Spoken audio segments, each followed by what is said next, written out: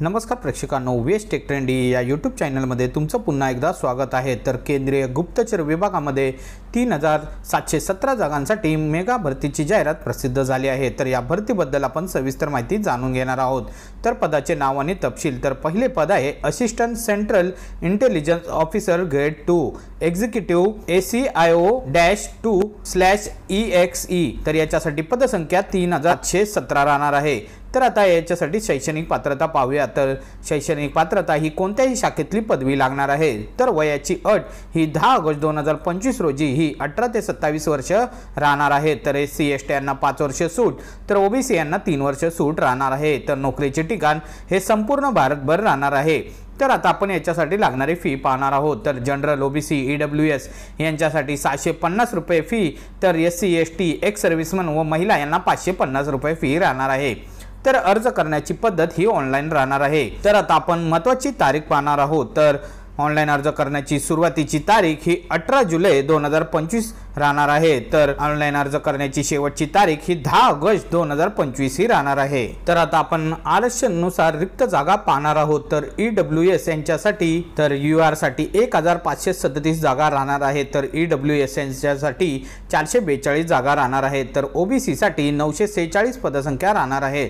तर SC साठी 566 पदसंख्या राहणार आहे। तर ST साठी 226 पदसंख्या राहणार आहे। तर ST साठी 226 जागा राहणार आहे। तर टोटल अशा 3717 जागा राहणार आहे। तर वेतन हे मॅट्रिक्स मध्ये स्तर 7 नुसार 44,900 ते 1,42,400 आणि केंद्र सरकारचे स्वीकार्य भत्ते ही राहणार आहे। तर टिप इतर सरकारी भत्त्यांसह मूळ वेतनाच्या 20% दराने विशेष सुरक्षा भत्ता मिळणार आहे। तर दुसरे सुट्टीच्या दिवशी केलेल्या कर्तव्याच्या बदल्यात रोख भरपाई ज्याची कमाल मर्यादा ही 30 दिवसाची असेल। आवश्यक पात्रता मान्यता प्राप्त विद्यापीठातून पदवी किंवा समकक्ष लागणार आहे। इच्छित पात्रता यांना संगणकाचे ज्ञान लागणार आहे। तर टिप पहिली आहे की ACIO-2/EXE हे पद एक ऑपरेशनल पद असल्यामुळे PWD च्या कोणत्याही श्रेणीसाठी राखीव नाही, म्हणून त्यांना अर्ज करण्याची आवश्यकता नाही।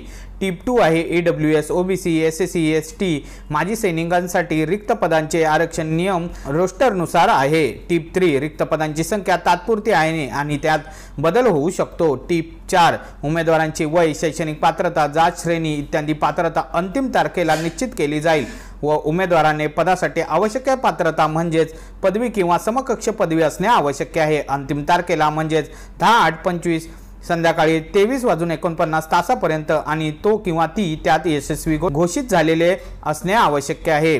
दुसरे सेवादायित्व या पदामध्ये अखिल भारतीय सेवादायित्व समाविष्ट आहे, म्हणून भारतात कुठेही सेवा देण्यास इच्छुक उमेदवारांना फक्त अर्ज करावा लागेल। तर स्कीम ऑफ एक्झामिनेशन मधली टिप पहिली आहे की टियर 1 परीक्षेत कट ऑफ गुण हे 100 पैकी UR साठी 35, OBC साठी 34, SC व ST यांना 33 आणि EWS यांना 35 असतील। सर्व माजी सैनिक त्यांच्या स्वतःच्या श्रेणीमध्ये म्हणजेच UR EWS OBC SC ST म्हणून मानले जाईल।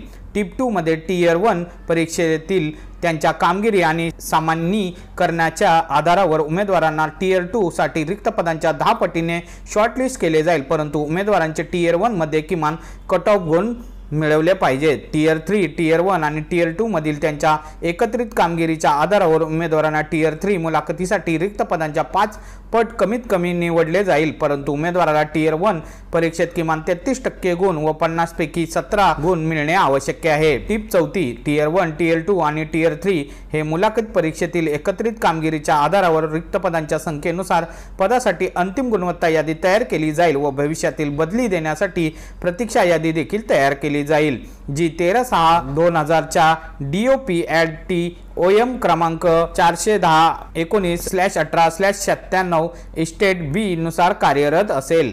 परीक्षेचे शहर पहिली ऑनलाईन अर्ज भरताना अर्जदाराने परीक्षेचे शहर निवडण्याचा काळजीपूर्वक निर्णय घ्यावा। टिप 2 उमेदवारांना सविस्तर जाहिरातीत दिलेल्या यादीतून परीक्षा शहर म्हणून 5 पर्याय निवडायच्या आहेत। टिप 3 एकदा निवडल्यानंतर परीक्षा शहर कोणत्याही परिस्थितीत बदलले जाणार नाही। टिप 4 एखाद्या विशिष्ट शहरात जास्त कमी वर्गणी असल्यास उमेदवारांना दुसऱ्या शहरात हलवले जाऊ शकते। टिप 5 उमेदवारांना टियर 1 परीक्षेसाठी निवडलेल्या 5 परीक्षा शहरांपैकी कोणत्याही एका शहरात सामावून घेता येईल। आता आपण अर्ज कसा करावा ते पाहणार आहोत। तर www.maha.gov.in किंवा www.ncs.gov.in या वेबसाईटवर लॉग इन करून फक्त ऑनलाईन नोंदणीद्वारे अर्ज सादर करावेत। इतर कोणत्याही मोडमध्ये अर्ज स्वीकारले जाणार नाहीत। तर अर्ज पोर्टल हे 19/7/25 ते 10/8/25 पर्यंत कार्यरत राहील व 19/7/25 पूर्वी आणि 10/8/25 नंतर नोंदणी केल्यास अर्ज स्वीकारले जाणार नाही। तर आता आपण सामान्य सूचना पाहणार आहोत। तर पात्रता निकष, आरक्षण, फायदे आणि सवलती, उमेदवारांची निवड, परीक्षेची योजना, टाय प्रकरणाचे निराकरण, अर्ज कसा करावा, ऑनलाईन अर्ज सादर करणे, पैसे भरण्याची पद्धत आणि इतर सूचना यांसारख्या इतर सर्व तपशिलांसाठी उमेदवारांना गृह मंत्रालयाच्या वेबसाईट म्हणजे www.maha.gov.in वर उपलब्ध असलेली आमची सविस्तर जाहिरात पाहण्याचा सल्ला देण्यात येत आहे। दुसरे, भारत सरकारच्या सूचनांचा समावेश करण्यासाठी सर्वतोपरी काळजी घेण्यात आली असली तरी नंतर लक्षात आल्यास काही चुका दुरुस्त करण्याचा अधिकार IB राखून ठेवते। तर प्रेक्षकांनो, तुम्हाला दिलेल्या माहितीच्या आधारे अर्ज नक्की करा आणि अधिक माहितीसाठी आम्ही PDF ची लिंक ही डिस्क्रिप्शन बॉक्समध्ये दिली आहे, ती पाहायला विसरू नका। आणि काही क्वेरीज असतील तर आम्हाला कमेंट बॉक्समध्ये नक्की कळवा आणि हा व्हिडिओ आवडला असल्यास आपल्या या YouTube चॅनलला लाईक, शेअर आणि सबस्क्राईब करायला विसरू नका। तोपर्यंत धन्यवाद।